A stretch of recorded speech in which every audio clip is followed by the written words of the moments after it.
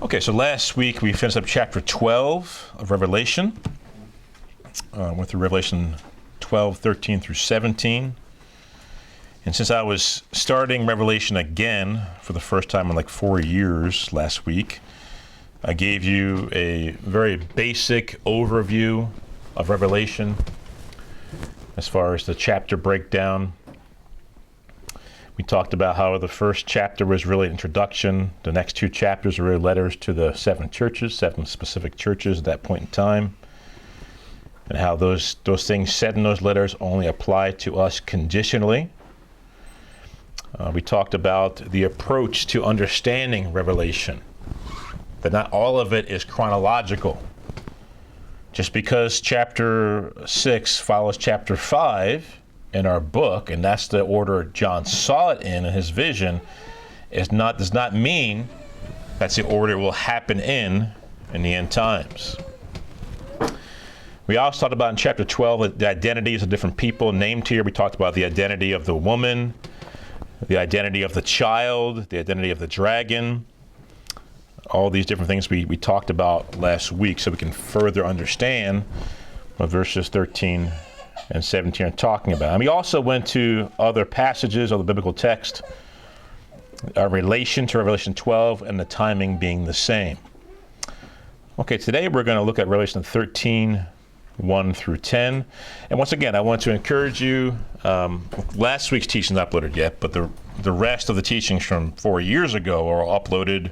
There's like 45, 46 of them, I think, something like that, uploaded on YouTube. If you go to my channel, you'll find it under the Revelation series, and it's all in order. You can literally watch them straight in order. So I would encourage you to do that. But today we're going to read chapter 13, verses 1 through 10. Then I stood on the sand of the sea, and I saw a beast rising up out of the sea, having 7 heads and 10 horns, and on his horns 10 crowns, and on his heads a blasphemous name. Now the beast that I saw was like a leopard. His feet were like the feet of a bear, his mouth like the mouth of a lion. The dragon gave him his power, his throne, and great authority. And I saw one of his heads as if it had been mortally wounded, and his deadly wound was healed. And all the world marveled and followed the beast. So they worshiped the dragon who gave authority to the beast. And they worshiped the beast, saying, "Who is like the beast? Who is able to make war with him?" And he was given a mouth speaking great things and blasphemies. And he was given authority to continue for 42 months. Then he opened his mouth in blasphemy against God, to blaspheme his name, his tabernacle, and those who dwell in heaven. It was granted to him to make war with the saints and to overcome them. And authority was given him over every tribe, tongue, and nation. All who dwell on the earth will worship him, whose names have not been written in the book of life of the Lamb slain from the foundation of the world. If anyone has an ear, let him hear. He who leads into captivity shall go into captivity. He who kills with the sword must be killed with the sword. Here is the patience and the faith of the saints. Okay, so in verse 1 we see this word beast. And beast, naturally speaking from the Greek word, could refer to any living creature outside of a human. It could also refer to a creature that doesn't exist in reality, a fictional creature. It could also refer to a very wicked human being who is acting subhuman, acting like an animal. And it is a term that is used interchangeably throughout end times passages, prophetic scriptures, to refer to a kingdom or a king who is over a kingdom, the supreme ruler of a kingdom. So it's used interchangeably. And oftentimes the context will determine who or what is being referred to. Sometimes, however, it's hard to determine whether it's referring to the king or the kingdom. And in this verse 1, we also see the word sea here. And let's turn to Daniel 7 for a second. In fact, we're going to go here a couple times today, so you can maybe mark it there if you need to. Daniel 7, and we'll start in verse 1.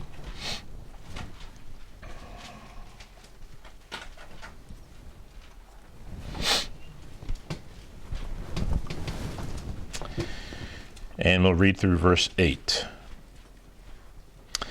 In the first year of Belshazzar, king of Babylon, Daniel had a dream and visions of his head while on his bed. Then he wrote down the dream, telling the main facts. Daniel spoke, saying, I saw in my vision by night, and behold, the four winds of heaven were stirring up the great sea. And four beasts came up from the sea, each different from the other. The first was like a lion, and had eagle's wings. I watched till his wings were plucked off, and was lifted up from the earth, and made to stand on 2 feet like a man, and a man's heart was given to it. And suddenly another beast, a second like a bear. It was raised up on one side, and had 3 ribs in its mouth, in between its teeth. And they said thus to it, Arise, devour much flesh. After this I looked, and there was another like a leopard, which had on its back 4 wings of a bird. The beast also had 4 heads, and dominion was given to it. After this I saw in the night visions, and behold, a 4th beast, dreadful and terrible, exceedingly strong. It had huge iron teeth. It was devouring, breaking in pieces, and trampling the residue with its feet. It was different from all the beasts that were before it, and it had 10 horns. I was considering the horns, and there was another horn, a little one, coming up among them, before whom 3 of the first horns were plucked out by the roots. And there in this horn were eyes like the eyes of a man, and a mouth speaking pompous words. So in this passage, obviously it's referring to the same sea. The 4th creature here is actually the same thing as the creature we see in Revelation 13. Okay? It says the great sea in verse 2. And the great sea, what would have been known as the great sea to Daniel, is the Mediterranean Sea.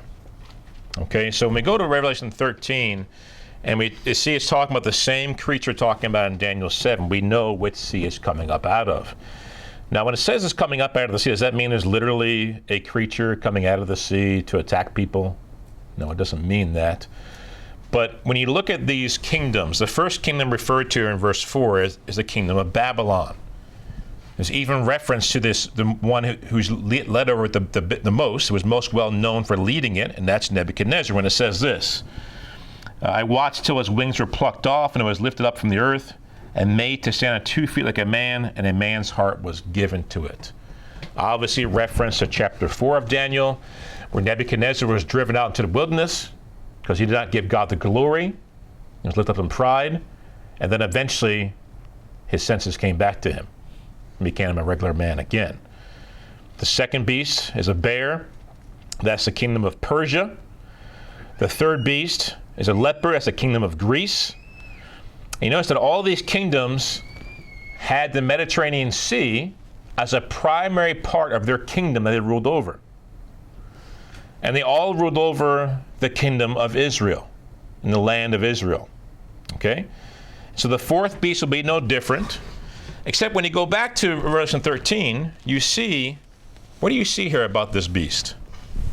What's something you see here when you look at the ones in Daniel 7, and then look at the one in Revelation 13. What similarities do you see between the first 3 and this one? Doesn't really give us these details when it talks about the 4th beast in Daniel 7.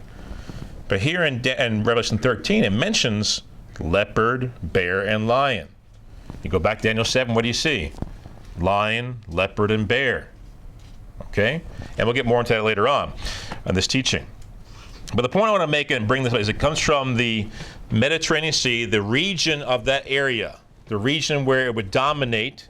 That's where it's going to come up out of. So what this tells me is the kingdom talked about here is not going to come out of China. Okay? It's not going to come out of Australia, South America, North America. Okay? I seriously that would even come out of Russia, which is not even touching the Mediterranean Sea. So wherever this beast, remember the beast means 2 things, king and kingdom. The kingdom and supreme ruler, the most well-known person of that kingdom, will be found in the Mediterranean region. Okay? If you look at all the other kingdoms that we're talking about, Babylon, its kingdom was around the Mediterranean. Once again, Persia was around the Mediterranean, including Turkey.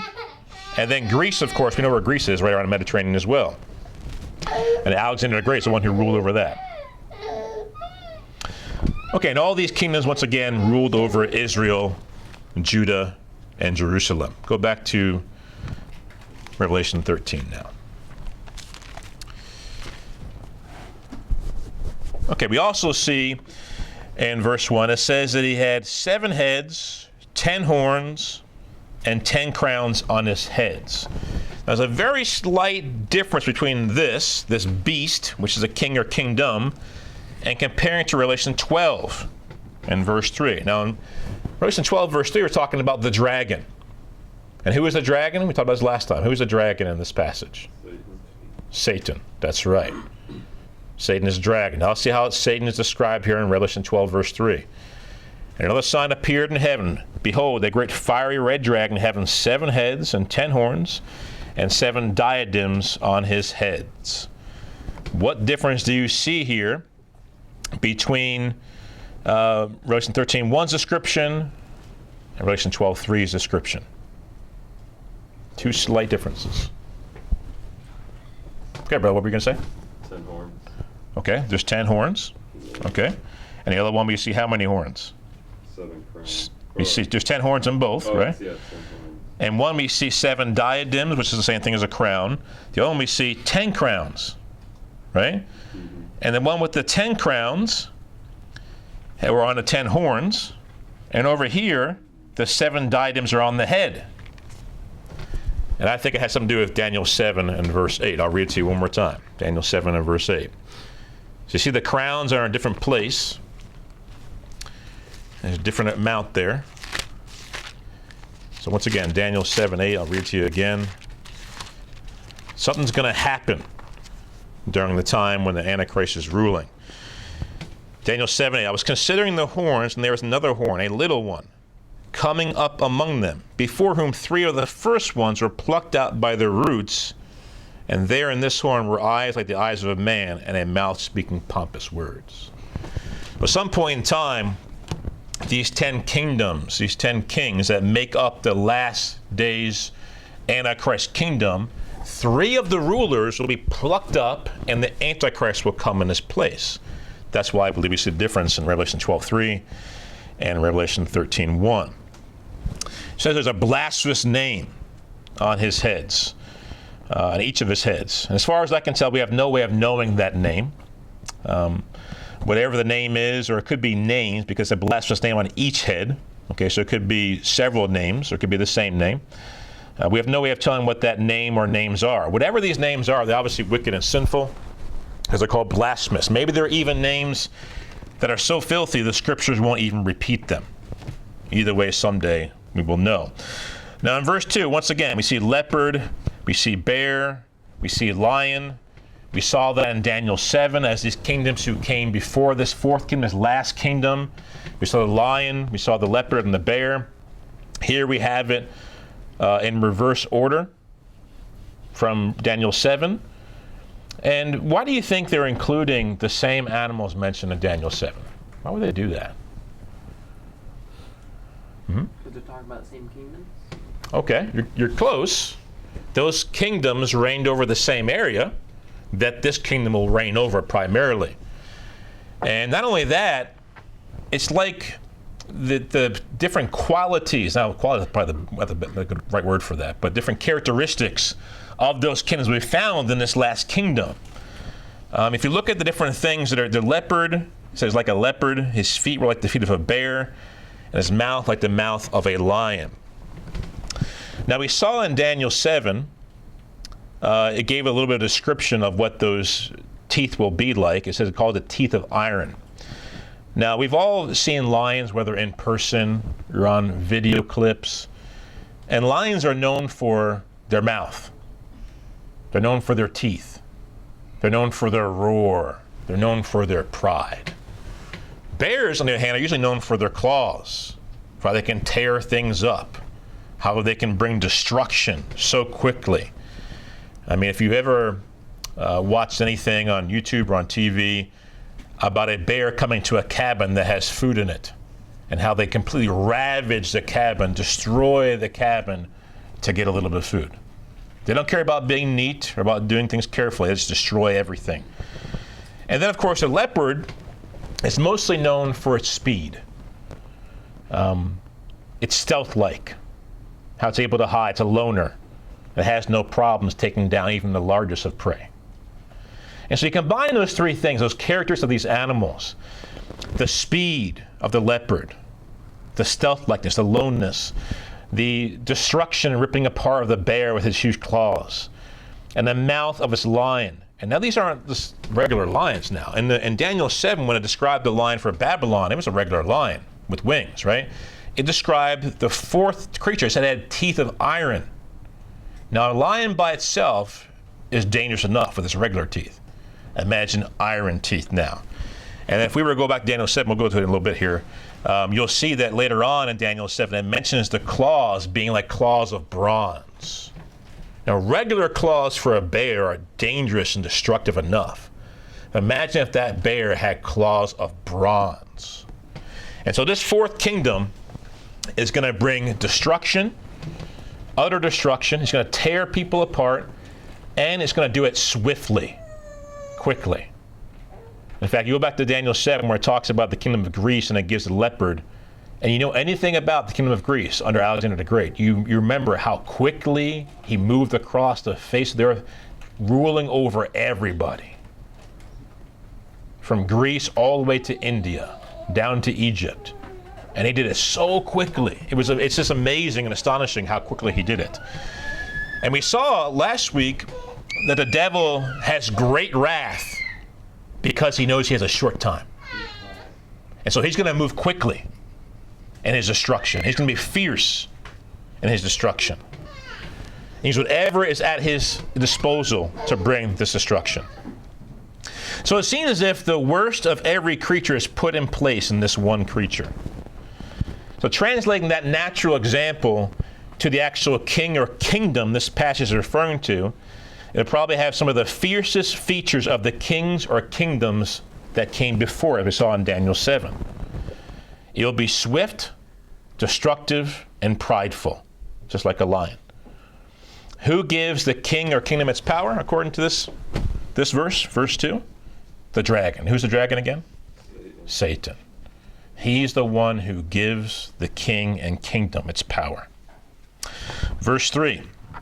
And I saw one of his heads as if it had been mortally wounded, and his deadly wound was healed, and all the world marveled and followed the beast.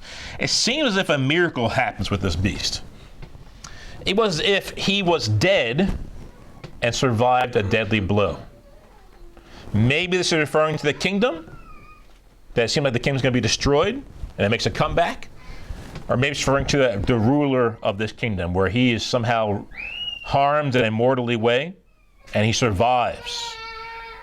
It's hard to tell, but either way, this could be said of a king or a kingdom. And either way, the whole world is amazed by what happens.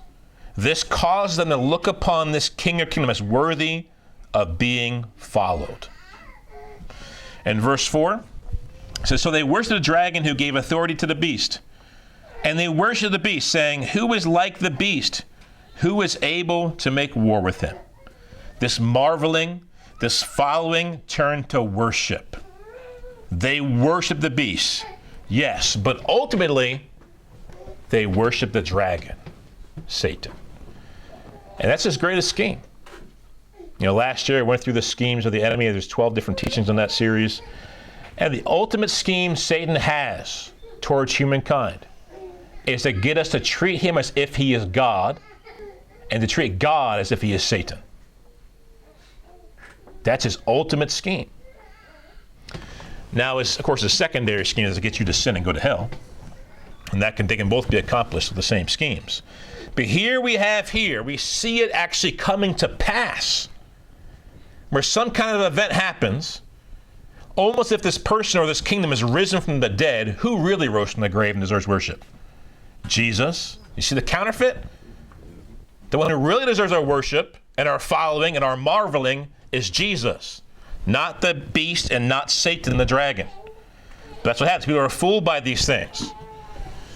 And this is one reason we need to be very careful about how involved we get with politics and this world, the systems of this world. It's going to be very careful because it can lead to the worship of a country, a piece of paper authored by men who are now dead, called the Constitution, or a politician.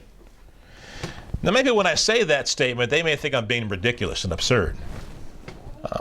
I think many people have already crossed that line in America in relation to our current election and current president.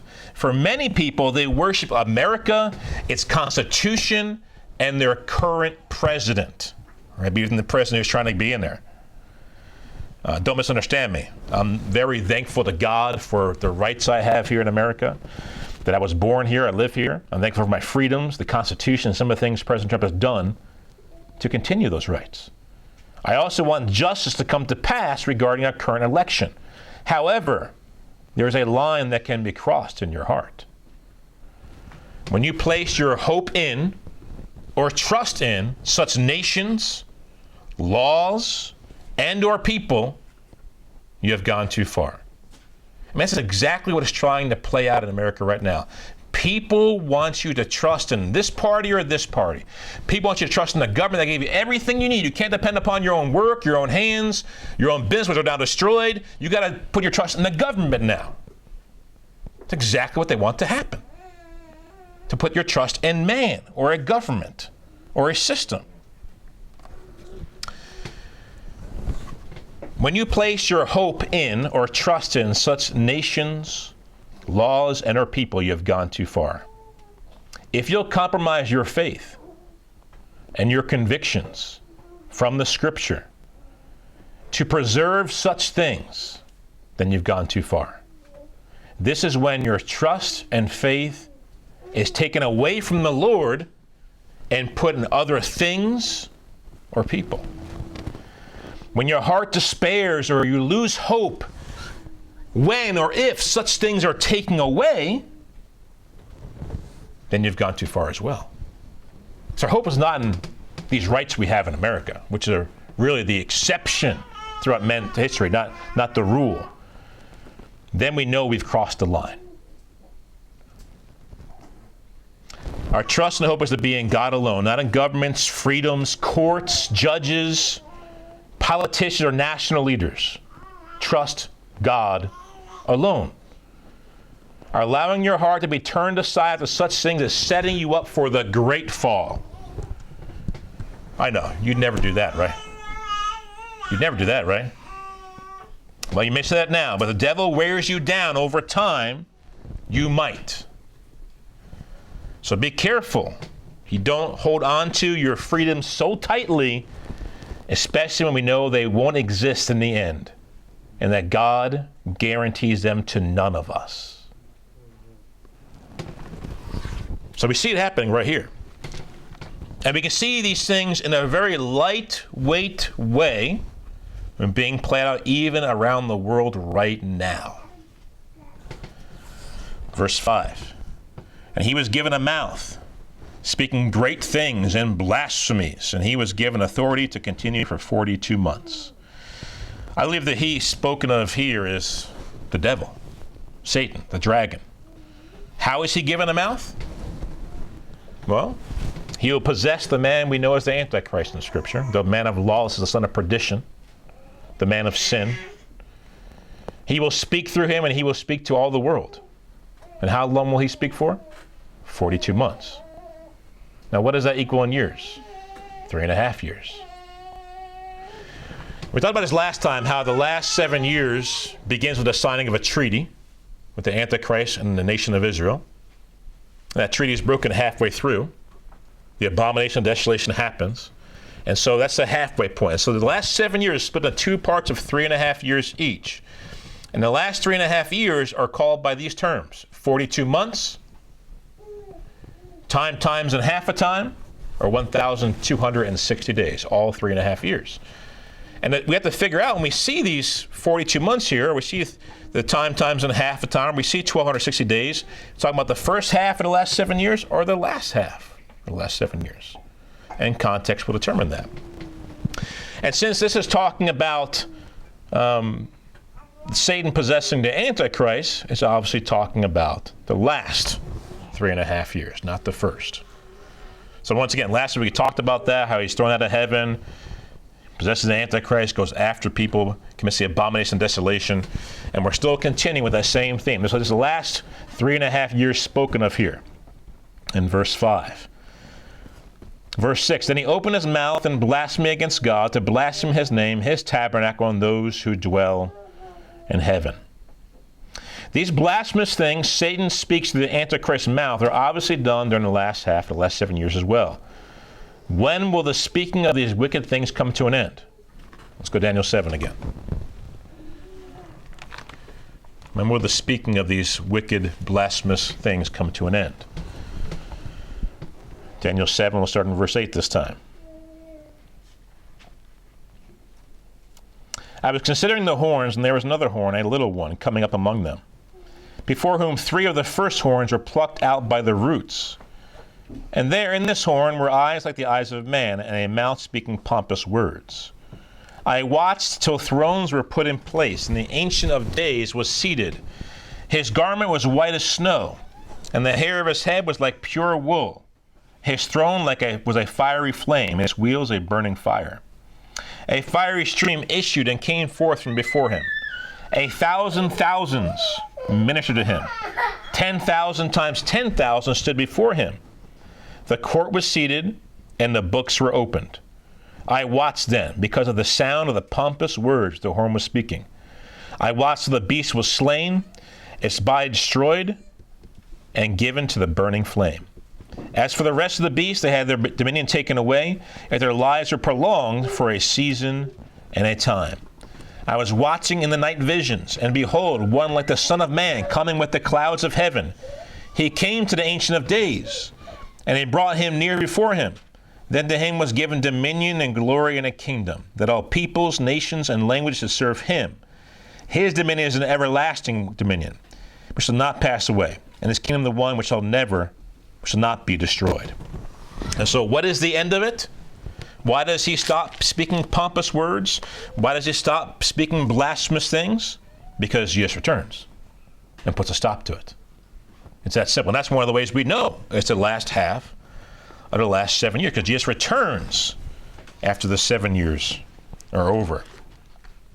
Verse 7, it was granted to him to make war with the saints and to overcome them. And authority was given him over every tribe, tongue, and nation. So he makes war with the saints and overcomes them. What does that mean? Some will be overcome in the sense that they turn away from the faith. I pray that's not you or me. Others will be overcome by be putting to death physically, but they will persevere to the end. And so these people who are being spoken about here in verse 7 are the ones that verse 17 of chapter 12 are talking about. Let's read that again. So this woman got away. And this woman is the faithful remnant of God's people throughout the ages, Jew or Gentile alike, those who are following the Lamb, those who before Jesus came into the world, those who are following the Father. And this woman got away from the dragon when he was first chasing after the people of God when he came to earth and possessed the Antichrist. So she got away. And verse 17 says this, and the dragon was enraged with the woman, and he went to make war with the rest of her offspring who keep the commandments of God and have the testimony of Jesus Christ. These are the ones who the devil will make war with. The devil will not make war with fake Christians, with pseudo-Christians, with those who had a false conversion long ago, who have been playing Christianity all their life, counterfeit Christians, Christians in name only. He's coming after those who keep the commandments of God and have the testimony of Jesus. They speak up for Jesus, and they keep God's commandments. They're living holy lives. These are the ones he's coming after. And this situation happening, typically speaking, is not going to embolden fake Christians to become true Christians, although it could. But when the persecutor sees how the persecuted respond to the persecution he's bringing upon them, they may become Christians at that point in time. just like we see all around the world. We know about persecuted Christians going on right now.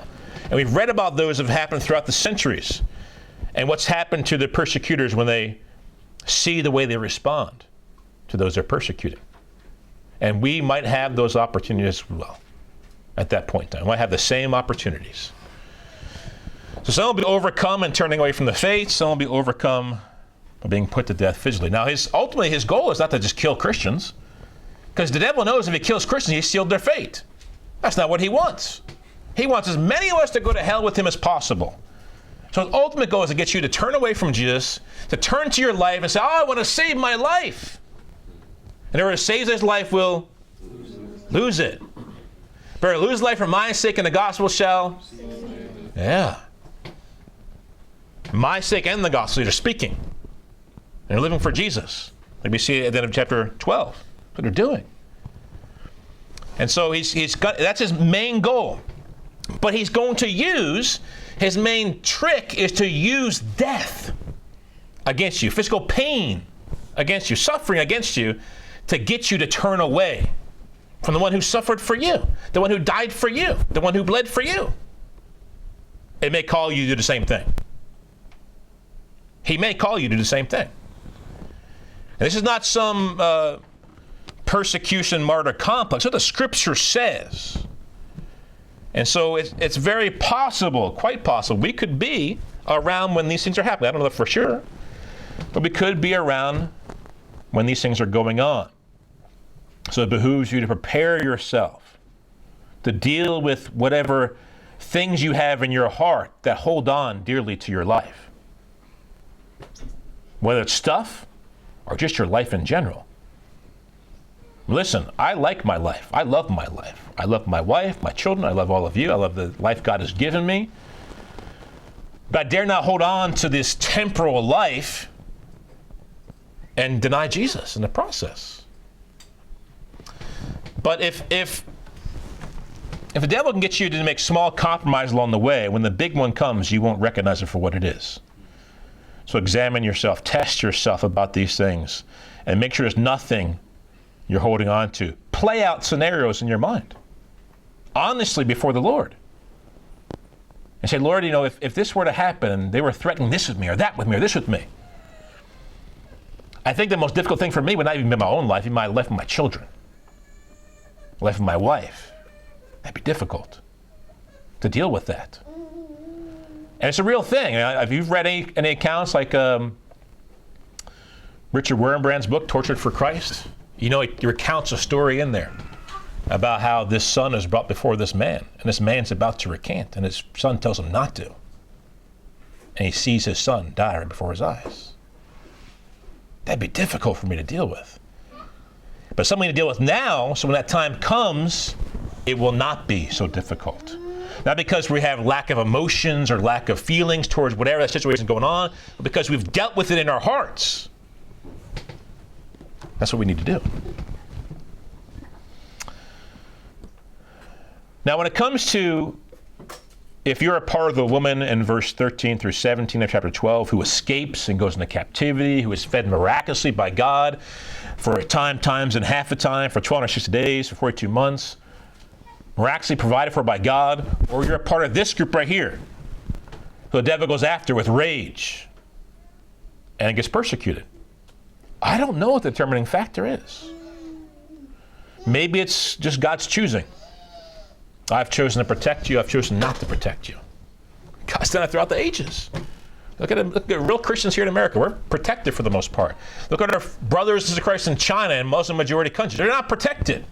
Not because God lacks love for them or care for them. He loves us more. He's playing favorites. It's the way he's chosen to do things. And it may be that way in the end times too. It could be a matter of God letting us choose. He may say, hey, here's your chance. You can escape, or you can stay behind and do my work. Because the only people who are going to be in that escape place are Christians. There'll be no evangelizing there. There'll be no one coming in there to try to destroy you or persecute you. You're completely protected by God. Okay? Maybe God gives us a choice. I don't know. Or maybe it's a combination of both those things. The scriptures, as far as I can tell, don't tell us. But there will be both. There will be both. And whatever it is, some will be persecuted and some will not. Go back to Daniel 7 again. Starting in verse 19 this time.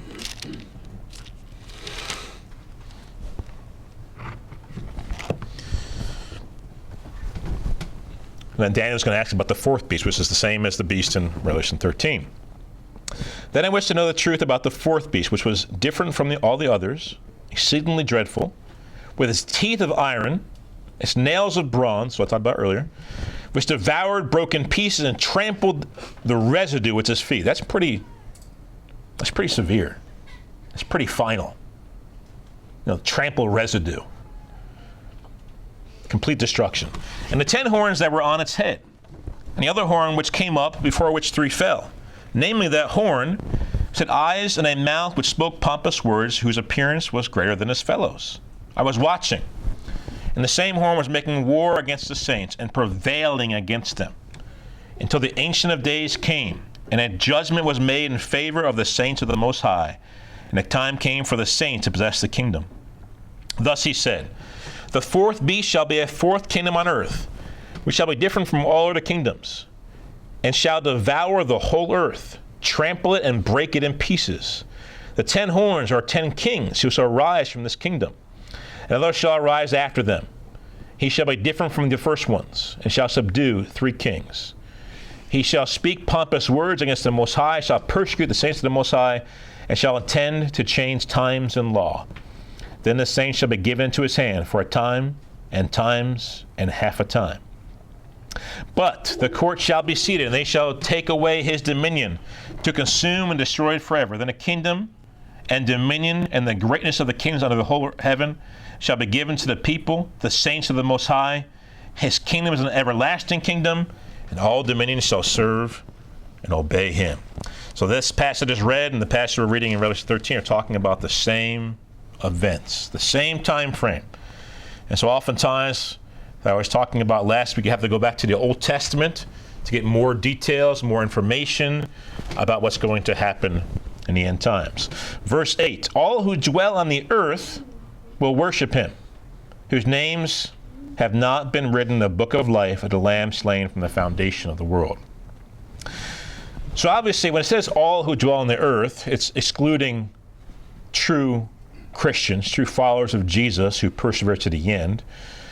And I would submit to, and we'll talk about this more in the coming weeks, not going to go into detail about it now, that it's not all-inclusive of those who are not Christians either. At least not to the point where they take the mark of the beast. Okay? Listen, there's people who worship Satan now who will become Christians. There's people who have worshiped Satan throughout the ages who have become Christian. I think his name was Son of Sam. Is that right, brother? Wasn't he a Satan worshiper? Son of Sam? Yeah. David Berkowitz? Yeah. He's in prison now. But now he's a follower of Jesus Christ, and he has a ministry in prison. And so, if it does include all people but Christians, okay, and inclusive all, except for the Christians who are not departing from the faith, then they still have the ability to repent of worshiping Satan at this point. Because we'll see at some point in time in the future, when we talk about this, that in the end times, when Jesus returns to this earth, there's going to be a group of people who he will allow to live on this earth during the 1,000-year reign, who have not taken the mark of the beast, but yet who are not Christians either. Okay, if you want to read about that more before we get to that point, you can read Zechariah 14. Okay, verse 9. If anyone has an ear, let him hear. And we see scriptures like this, is all throughout the scriptures. He's obviously talking about these 2 pieces of flesh on the side of your head. Okay? Because most people have those. He is also not talking about those who have the ability to hear and are not deaf. Okay? He's talking about those who actually are paying attention and listening, importantly, carefully, to what he's trying to tell them. So it's very important.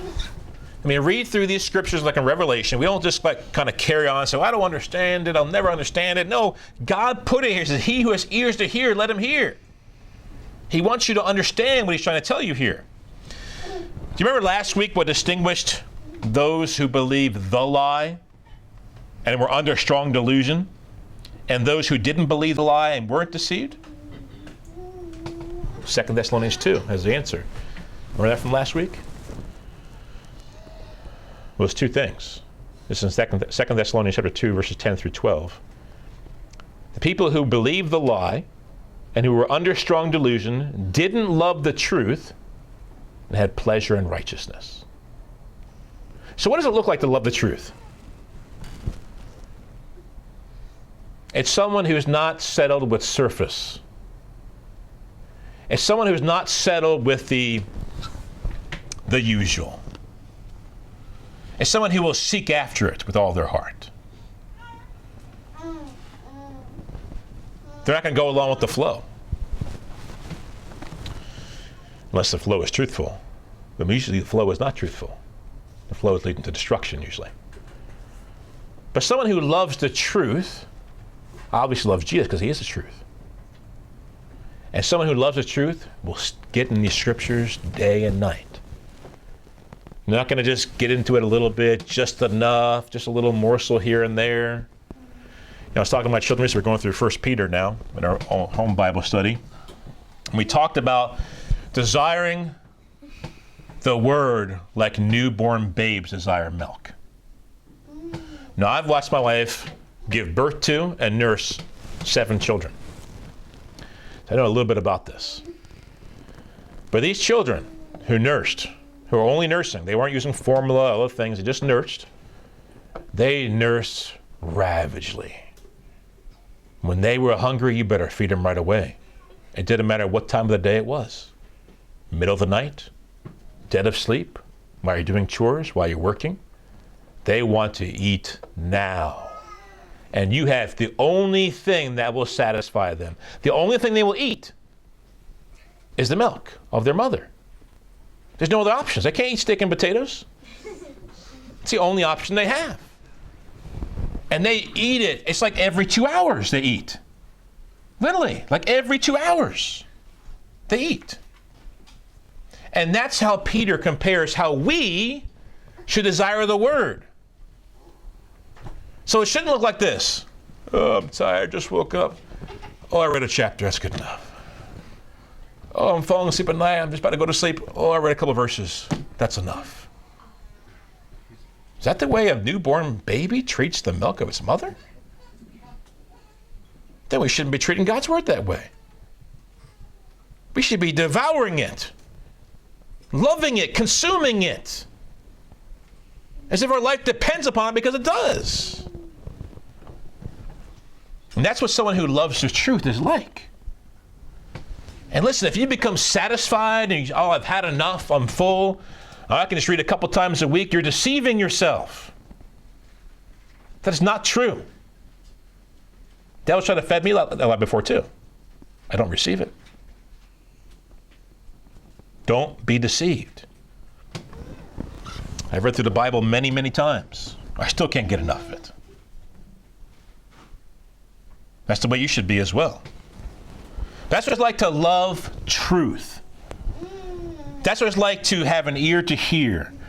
That's what it's like not to be deceived by the lie and strong delusion. That's the only way it's going to happen. If you think false teachers are abounding now, and you can see through them, and you kind of take pride in seeing through them, well, wait till the worst ones come, where it's a little harder to discern between right and wrong. Verse 10, he who leads into captivity shall go into captivity. He who kills with a sword must be killed with a sword. Here is the patience and the faith of the saints. The truth of this verse, that the saints don't lead people to captivity like they're capturing them and bringing them to jail, and they don't kill with the sword. The saints suffer in these ways themselves, but they don't cause others to suffer in these ways. So there's some questions I would ask those who believe that verse is only for them. There's some people who are Christians who would say, well, that's only for them. For now, I'm going to learn some MMA stuff. I'm going to carry my pepper spray and my gun, open carry, close carry, whatever it may be. And if someone attacks me, I'm going to shoot them. And they would have you believe that this verse is only talking about them. So here's some questions I would have for them. Well, when does that change? Why do you think it shouldn't be that way now? Where do the scriptures say that it's only for then? Did Jesus ever speak on these things? If so, what did he say? What did Jesus model for us as he lived out his life? What did the apostles teach on this issue? And what was their example toward us? And if they can answer those questions, I can think satisfactorily they're not going to come to the same conclusion of verse 10 as they have so far. And here's the big one. Are we obeying those teachings and following those examples now? Because Jesus taught in Matthew 5, when Paul taught in Romans 12, we see these passages where they taught these things and they example these things. It doesn't give a time frame. I'm like, oh, just wait until the last 3.5 years, then start obeying these teachings. No, it's a matter of now. And people act as if they can just flip a switch at some point in time. I'm here to tell you, I've been out of the military since 1998. I've been a Christian since 1997. I've held this position I'm talking about right now since about 2006, 2007. I still have a hard time with it. Raised a patriot. My parents were in the military. Every year at Christmas time, we take a picture of like 4 generations of military people in one picture. I was in the Army for myself. And it doesn't happen overnight to flip from a gun-toting, open carry, concealed carry, patriot, member of the military, revolutionist to one who was willing to not take up arms, to not be a part of the state, and going like a sheep to the slaughter. That paradigm shift does not happen overnight. It's difficult to switch. And for someone who thinks, well, I can do all that stuff now, but 3.5 years into the last 7 years, 3.5 years before Jesus comes, I'm going to switch automatically all of a sudden, it's delusion. It's not reality. It must start now. If you want to play with fire like that, then you'll end up being burned in the fire of compromise, in my opinion. And you'll take up the sword, and then you'll die by the sword. In a bad way. Not for the name of Jesus. Not because of his gospel, because you took up a sword. If I'm going to die, anyway besides natural causes or some kind of sickness or illness, I want to die for Jesus. Not for pulling a gun on someone, not for taking out a knife, not for taking out my fist, because of Jesus. There's a sword you can take up, though. The sword of the Spirit. The only sword that rightfully belongs in our hands. And it's more powerful than any earthly sword. Yeah, Infinitely more powerful. It's what the Lord's going to use when he comes back. And the shield of faith is infinitely more powerful for defense than self-defense. Amen. My self-defense course consists in this: knowing the Word of God and believing it by faith. That's my self-defense course. Not Muay Thai or, whatever, Taekwondo, whatever they call them these days. That's not my self-defense. The patience and faith of the saints is the same as the patience and faith of Jesus and his apostles. We must live it now. If you haven't begun the paradigm shift, start it today. Realize, go read these passages in Matthew 5. Go read Romans 12 and see what it says. Go look at the examples. Go look at what happened in the Garden of Gethsemane when Peter pulled out a sword. And Jesus said, put it away, and then heal the damage he did to the servant Malchus. That's the one time we see them using the sword for defense or for offense. Right? Nowhere else in Scripture we see that. But right then. And Jesus comes against them for doing that. Couldn't be any clearer. Okay, well, I'm going to stop there for today. If any of the brothers have any questions, any objections, or anything they want to add to what's been said today, now's the time to do that.